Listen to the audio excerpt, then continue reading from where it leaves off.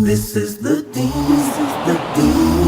Show. Welcome back to the Deen Show. Special guest, Shaykh Mustafa. Assalamu alaikum. Peace be with you. How are you? Rahmatullah. I'm excellent. How are you? Now, you are good, alhamdulillah. You weren't always in a position where you're at. You're actually educating people, teaching people the purpose of life, inviting people to have a relationship with the one who created creation. But you were actually fighting against it as an atheist. But you were Muslim first. So you were Muslim, Yes. carrying Bukhari, the books of Bukhari on your back. Yes. And then you took a philosophy class. Destroyed And my the faith. story takes off from Yep. there. Let's go back it up now. Let's talk from the beginning a little bit. Give us some highlights, how it all started. Yes. I mean, I grew up in a Muslim family, you can say. Not very practicing. A little bit more cultural than Muslim. We kind of went for, Friday prayers. Sometimes we fasted in Ramadan, but that's pretty much it. So didn't really have that many Islamic teachings. Went to Sunday school, didn't pay attention, didn't really understand what was going on there. No one was really interested in that. So I kind of grew up that way. Islam was just something like as part of a culture. We didn't understand what was going on. And then in my junior year of high school, we took a trip to Mecca. And we went for the Umrah, the minor pilgrimage. And that was just seeing a different world for me. That just changed things completely. So there, I go into a bookstore and I'm seeing the Kaaba, I'm seeing, Mecca, the people there, hearing the adhan, the call to prayer on a regular basis. A lot of emotions there. A lot of emotions there. It's like just a different society. Never seen anything like this in my life, And I've traveled a lot. Yeah. And walk into a bookstore and they got actually I see Islamic books for the first time in my life. I see translations of hadith, the statements of the Prophet, peace be upon him. I see translations of the Quran. And I was like, you know what? I can investigate this. I can, learn more about this. So I buy a translation of the Quran. I buy a Sahih al-Bukhari, a collection of sayings of the Prophet, peace be upon him, 9 volumes. Carry it back with me on the airplane. And I said, I'm going to try to learn about this religion of mine. I'm going to find out if it's the truth or not. So I come back, I start reading, and I start, appreciating Islam. I said, I'm going to find this out, find out on my own. What is Islam? What is this thing that I was raised on supposedly? What is this all supposed to mean? And I start becoming more interested. And I said, this seems like it's the truth. I start comparing what I know about Hinduism. I said, I can't worship a statue, something like that. I started thinking about Christianity. I can't believe that, like a man is going to be God. Judaism, I don't have the right blood in me, So these things don't work for me. I say Islam is the thing that kind of makes sense, If we're going to believe in God, that's like the religion which I can consider. So I start getting more and more, learning about Islam on my own, reading the Quran, reading these books of hadith, and I start to have like an appreciation for Islam. Did you have a teacher? Did you have someone giving you some direction? So that was the issue. So I did not have a teacher. And one of the reasons why I didn't have a teacher is, everyone I had met, they seemed to be very more cultural than Islamic or Muslim. So I don't know who to go to for knowledge. I go to the mosque, I hear the sermon, it seems like very emotional, person has a very thick accent, I'm really not interested in this. I'm going to figure this all out all on my own. No direction. No direction. I'm going to read the text, whatever I think the text means, doesn't matter what they're saying in the book, that's the way I'm going to take it. How about from family? How much direction did you get from Papa and Mama? See, the thing is, they may say a few things here and there, but it's all mixed with Islam and culture mixed. A lot of culture. A lot of culture. And I'm not into culture. Because for me, it's like, if I don't understand why this is happening, I don't want to follow something blindly. How was your basic understanding of, let's say, the pure monotheism Islam, the Tawheed, the fundamental belief system? How was that? I probably understood that there's one God. That was pretty clear. But anything beyond that... God's attributes and...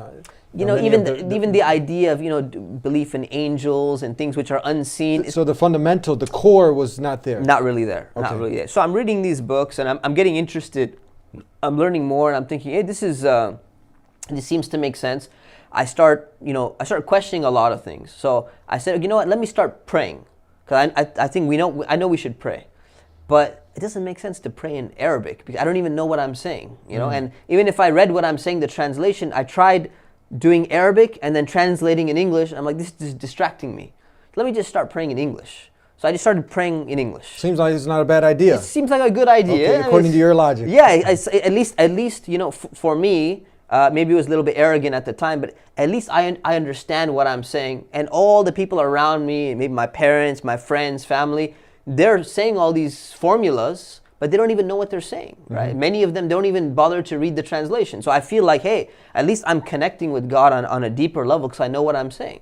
So I'm doing this, I'm praying in English. I'm kind of praying while I'm driving. If I'm getting late somewhere, hey, it's better than, God should accept from me. At least I'm doing better than what I was doing before. So I'm kind of, feeling good about this, kind of having some, positive, healthy pride in Islam. Start discussing, debating with my friends. Come on, you guys got to believe in God. Look at the Quran. This is a miracle. Start getting very, very happy about, being a Muslim.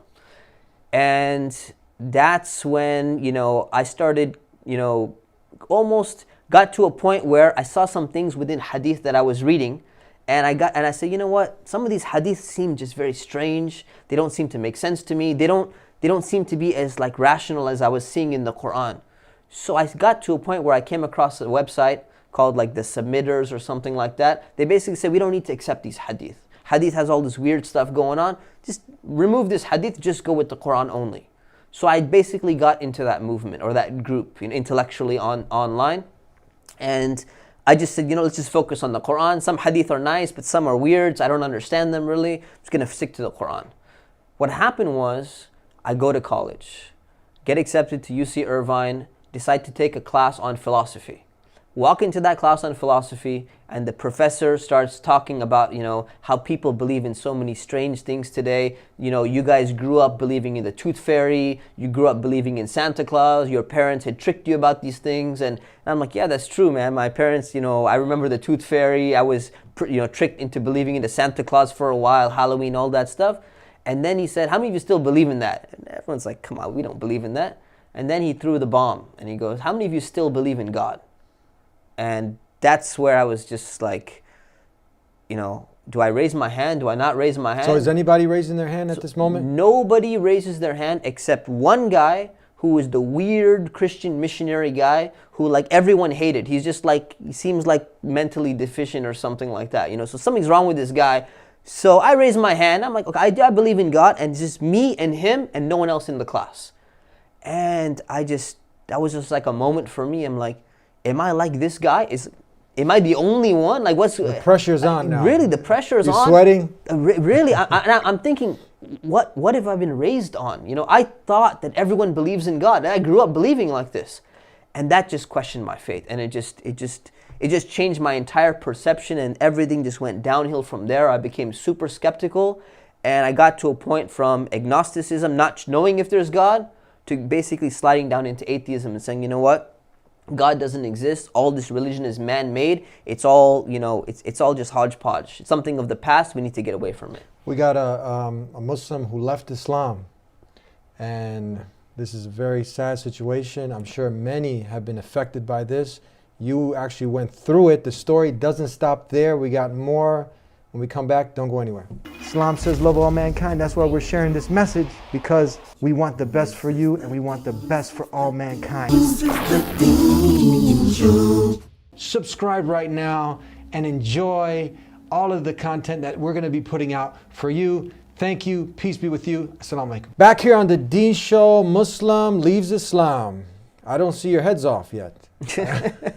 Not did anybody yet. come with a machete looking for you? No, they did not. Okay. Actually. Because now a lot of people, they try to use this now that, okay, you obviously, how did your family, did they know now that you had turned away from I didn't Islam? tell them openly, but I told them that, you know what, I'm not interested in praying, I'm not interested in going to the mosque, don't even ask me to go on Friday anymore. It's obvious now. It's pretty obvious that this guy is far from the religion. Yeah. Now what happens? Okay, that's the moment. You go in, well, you're carrying Bukhari, the hadith on your back, but I asked you how was really your core understanding was kind of very weak, didn't have a bright teacher. Yeah. You walk into this philosophy class, you come in, to a gunfight with, a pencil. Yeah. And what after that? You left the class really just disenfranchised. You're lost now. Lost. Your faith is questioned and everything's going out the window. Yep. And then I started,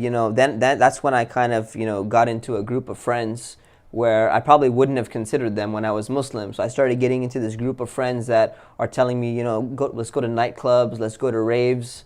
Let's just party. Let's have fun. That seems fun, huh? It seems fun at the time. Yeah, you dunya know? opens up now. That's it. Now, you know, the shackles are coming off, and you know, when you're a freshman in college, it's like you're just dying to get out of, you know, the confines of your home. Your parents have always been kind of holding you back, saying it's for your own good. Now I'm in the dorms in college. Now I have, you know, some level of freedom, even though my parents are trying to, you know, spy on me from time to time. Is this guy, you know, is he crazy? Is he doing drugs? What's going on? So I start having fun, and I get or supposed fun, you know, and I get into the wrong group, start going to these clubs, start going to raves, and kind of strange, you know, like I'm not really believing, but I have like these, sometimes I feel like, you know, should I consider praying? Should I not consider praying? There's still some doubts going on. There's doubts about not being Muslim as well, like the way that there were doubts about being Muslim. So I'm kind of going down this road, and I get into street racing with the cars, basically.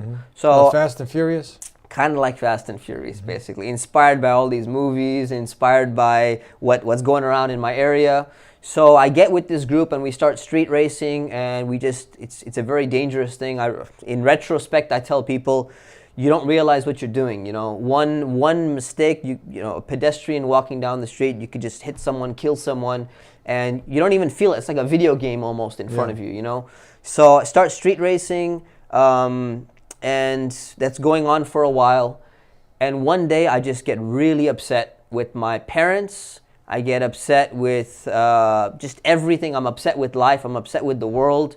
And I lost a lot of money that my parents had given me in the stock market that day. It was a Friday. The stock market crashes. I lose a ton of money. I'm stressed out. I'm mad at my parents. Would you say you're kind of a spoiled rich kid? Kind of a spoiled rich kid. That's just the reality. You know, I'm driving a Lexus IS 300 the same month that it came out. You know, it was a big deal when it came out. So that's pretty much what's happening. So I'm really upset, and I decide I'm running away from home. I've had it now. I need my absolute freedom. I don't even want to come home on the weekends anymore. I'm out of here. So I get my stuff. I have money in my bank account, so my parents had given me. Everything's ready to go. Jump in the car, run away from home, never coming back again. On my way, I'm driving from Orange County down to San Diego. It's kind of a windy road. All of a sudden, Nissan 300ZX pulls up, twin turbo, tries to race me. And I'm in a bad mood. I'm really upset, listening to rock music, just, you know, fueling more anger. And I decide, you know what, that's it, man. I'm going to race this guy. So we race, and we're going really, really fast.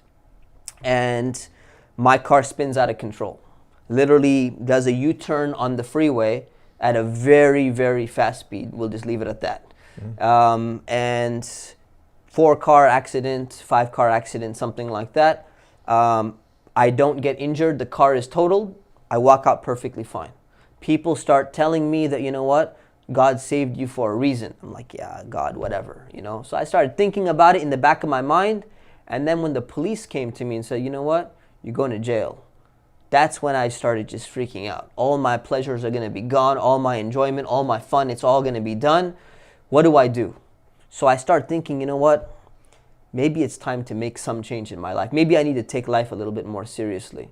So my friends come back to me. It's like, come on, let's go. Let's just go to the rave, man. Just come back. Don't worry. Don't let one car accident, you know, get you down. We're going to go back into the same lifestyle that we had. You can always count on those good friends, right? Exactly, exactly, you know. So there's that whispering coming, you know, they're trying to come to my room and everything. And I just decided, I don't want to see you guys. I just need to figure things out for myself, what's going on. And that's when I decided, you know what, after a while of struggling, I said, you know what, there's no one else to turn to. So when you have no one else to turn to and you don't even know what to do, that's when I started praying. And I said, you know what, God, I don't know if you exist. I don't even know if I really believe in you or not. But if you exist, show me that you exist and show me why I'm here. If there's a purpose in life, show me that purpose. And before, I had asked that probably before, but I never put any effort into it. So this time what was different is there's more sincerity because I'm saying, and I'm going to put the effort in to find you. So I'm going to search. I don't know where to search. I don't know what to do, but I'm going to put in my effort. You send me something. You throw me a little something so I can, you know, I can find you. So that's when I started saying, you know what, I don't want to do this. I'm not playing anymore. I'm going to be serious about life until I try to figure this out. I start going to the library. I start reading books on philosophy to overcome some of the things that I had learned in philosophy class. And reading books on Islam, reading books on Christianity. So I started reading different religions, reading more in detail about Islam, reading about philosophy. And reading all that kind of, helped me start to address some of the questions that I used to have, but I never got good answers to. But how is your heart at this moment? It's different than it was before because you have a desire to want to know. Yes. Instead of covering the truth. Exactly. You're open. I'm open now. And now I'm focusing because you know what? It's not about the worldly pleasures anymore. Now it's not about, I'm not going to sit there and say, I'll read one line, or if that doesn't make sense, I'm just going to go to a rave and just, not, just get rid of it. Yeah. That's the difference, So now the difference is I'm not going to waste my time. I'm going to give as much as I can in my life to focus on what needs to get done. And you had read some of the top atheist books. You Yes. were where was your atheist now? I mean, seemed like it was abandoning you. Was it? Yeah. I mean, so what had happened? I had bought a book about critiques of God, the strongest arguments against God. And long time ago, I had bought it, and I'm like, yeah, I can respond to all this. So I'm like, okay, let me go. When I was still a Muslim, I'm like, you know what? I'm gonna show them that all this is wrong. And when I was reading it, oh man, this sounds very intellectual and very rational. I go to the mosque for Friday prayer. The guy seems very emotional. He seems to be getting upset. I said, yeah, this seems like I don't have any response to it, right? Now I still got that book on my shelf, but now I'm not just comparing these things for 10 minutes and then going and having fun. Now I'm gonna sit all day with this book, and I'm gonna go all day and I'm gonna look at what Islam says. If there's any answers about it, I'm really gonna sit there and reflect. I'm gonna keep on asking God for guidance. And that makes a world of difference. When you put some real effort into it and you have real sincerity and desire to actually invest time and effort into it, that's, I think, what really, really, helped me. And that's how God helped me. Was that the innate nature? You know about that Oxford study with the 52 plus, the anthropology department in Oxford. They did a study saying that belief is innate Within people. Yes. Yes. Was it coming out now? Was the God hotspot in your brain? Was that now coming out from your heart, from your consciousness? Exactly. What happens? It was covered up. And it gets covered up by our desires, by our pleasures, and just running after these things. Now that I'm like, you know what? This is not my number one priority in life. I'm not going to run after just going eating in fancy restaurants and just going to go do and have fun and all that. Now some of these layers start coming off and say, I'm willing to be open now. Now I'm really going to go and analyze, and that natural disposition starts coming back. This is really, really interesting. They've actually done documentaries of Muslims, supposed Muslims who leaving Islam, and they're kind of the same struggles. So I'm sure those who are sincere, they also can truly benefit because you were there, and now the story's not over. We got more to share here on the Deen Show. Don't go anywhere. Islam says love all mankind. That's why we're sharing this message, because we want the best for you and we want the best for all mankind. This is the Deen Show. Subscribe right now and enjoy all of the content that we're going to be putting out for you. Thank you. Peace be with you. Assalamu alaikum. Back here on the Deen Show with Shaykh Mustafa. Now, do we see this happening more and more, that because you're born in a family, you don't have that proper direction, good examples from, let's say, from your family teaching you properly, and you don't have that guidance from a young age, and now you end up kind of drifting off. The whole world opens up. You can start going to the raves, to the nightclubs. Culture, a lot of culture, strange things associated with Islam that have nothing to do with Islam. Yeah. And now you have people leaving, right? It's very common. It's very, very common, and I encounter it on a regular basis. On a regular basis. So it's not that I'm alone. Almost everywhere I go, I see people who literally, that's exactly how I was. And I see them asking the same kind of questions.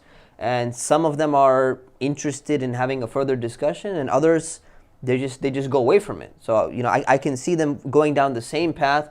And I don't know, if someone had asked me back in the day that, hey, why don't you have a conversation or something like that, I might have ran away as well. So I don't know what would happen to me. So I can relate to people, and I can almost see exactly what they're going through. I'm not the only one who went through this. But now you came back, not just an average Muslim. I mean, you're actually an imam at a masjid, yes. Spiritual leader. Yes. You run the College of Islamic Studies. Yes. I mean, how can someone, before they get in a train wreck, car wreck, Maybe die at an after party. Yeah. Who knows? Because Yeah. death is a reality and come at any time. Absolutely. Before they go through all this drama now, maybe end up nowhere. You Yeah. actually, you ended up somewhere, you know, figuring out the purpose of life, why you've been created, you know, on a path of goodness. How can someone, let's derive some good from this story now, Yeah, so people yeah. don't make the same mistake. Yeah. They can avoid all those, you know, pitfalls. Yeah, I mean, I tell people, you know, when I tell them my story, you know, I don't share it that often, but when I tell them my story, almost some people come up to me and they say, you know, I wish I had a similar story so that I could change. And I said, no. You don't want this story. You don't want a near-death experience. You don't, because you might actually die before you change. And you don't need to have an experience like this. You don't need to get into a car accident to change. This is a way, you know, some people, they have this and they don't change. Many people go through something similar and they just go right back into the same life that they went into. So there's no guarantee, and you don't need this type of experience to change. If you have a willingness, you have a sincerity, you have a desire that, you know what, you want to look into this more seriously. You realize that, you know what, it's worth just investigating and finding out, you know, what the truth is, why we've been created in the first place, so that you can figure out that, you know what, if there's an afterlife, if God is going to hold us accountable, if this is really a test, what can I do to prepare for that test to make sure that I pass it, you know? Mm-hmm. So people can wake up without these experiences. And what my advice to them would basically be is take life a little bit more seriously. You know, there's a lot of distractions. There's a lot of fun and games. There's going to be those friends who come, they try to grab you and say, come on, let's just go have fun, you know? You attend a class, you benefit from a Friday sermon, you watch a YouTube video, and you're kind of like, yeah, you know, I'm gonna focus on this, I'm gonna be interested in this, and then all of a sudden someone goes, forget all that, let's just go watch a movie, and you just forget all of it.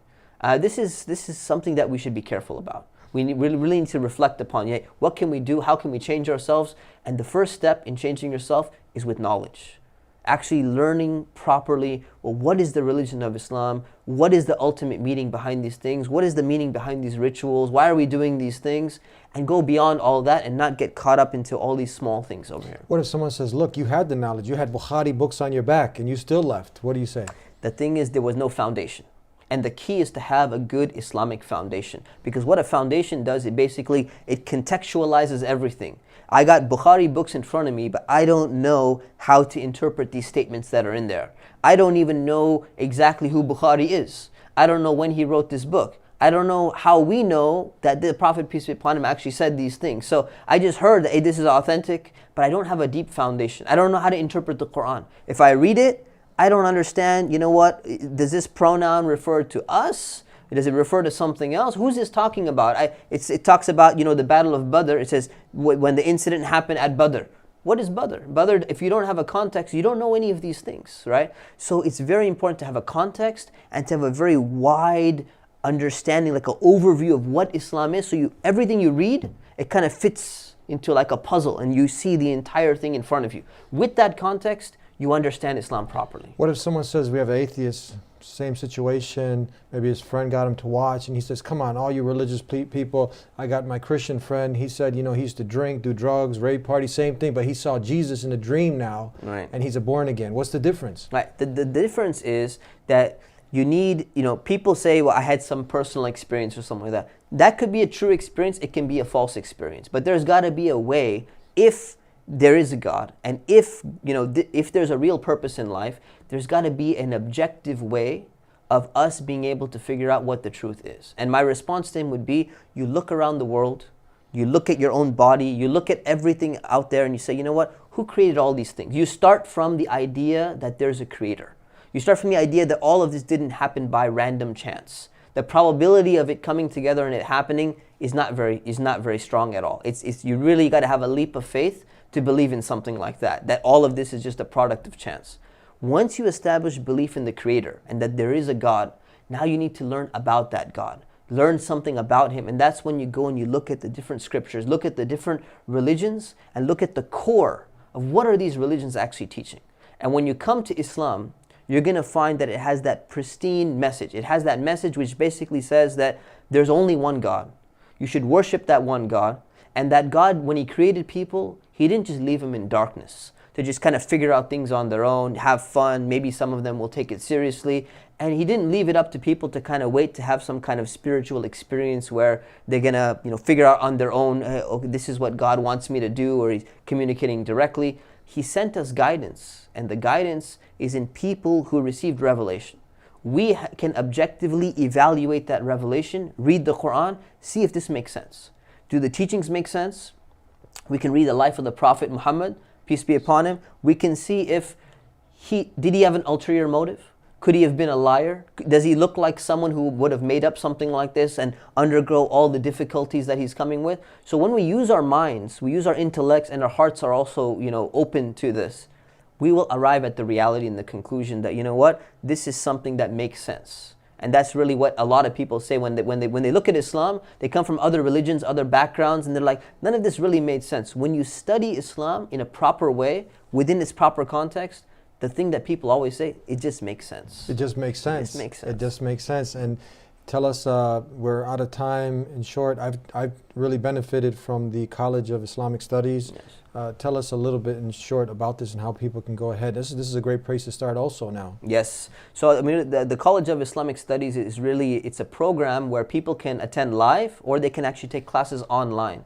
And this is designed, we have 18 or 19 different classes. It's designed to give you that foundation in Islam, so that you don't get lost like I did, so that you understand what the context is, and it prioritizes what Islamic studies are. Many people, they just pick up the Quran and start reading, or they pick up a hadith book, start reading, but they don't have any context behind that. And it's very important to have a context, beyond all that. So I would recommend everyone check out our website, which is collegeislam.com. You can enroll in classes, you can enroll online anywhere you are, any place around the world. We have students in different countries around the world. I recommend that people at least try a class, and I guarantee you that you're going to benefit and you're going to see Islam in a different light. Beautiful. Thank you so much. Thank you very much. Assalamu alaikum. Jazakallah khair. Wa alaikum assalam. Peace be with you. Peace be with you as well. Islam says love all mankind. That's why we're sharing this message, because we want the best for you and we want the best for all mankind. We'll see you next time, God willing, on the Deen Show. Continue to tune in. Peace be unto you. Please subscribe to The Deen Show. Follow us on our official Facebook and Twitter pages in the links below. Please also help support The Deen Show by making a donation in the link below.